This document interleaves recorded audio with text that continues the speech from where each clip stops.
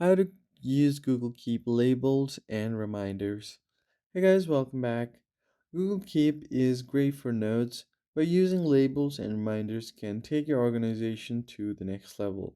Here's how you can use them effectively on Android or iOS device.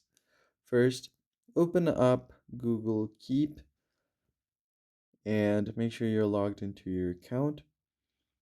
Now you can tap on the plus icon at the bottom right to start and create a note. Let me just quickly go ahead and create a note here. So I'll just do shopping list, for example, and add different stuff over here. I'll just do random things for now.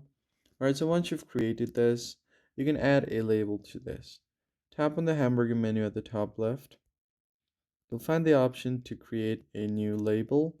So I'll just tap on create new label here, and I'll just go ahead and name this whatever, like shopping, for example.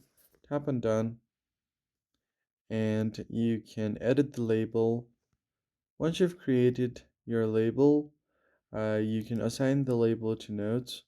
So while creating or editing a note, tap the labels and select the label you want. So I'll just go ahead and edit this. Tap on the three dots here, tap on labels, and select the label. You should be good to go. Go back and it will automatically add a label to this note.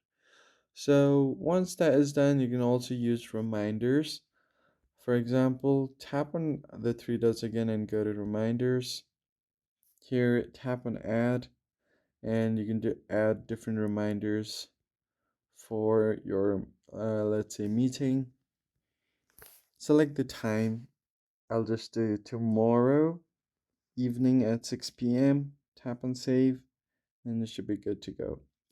That's it for this video, guys. I hope this tutorial was helpful. Hit the like button down below and subscribe. I'll see you in the next one.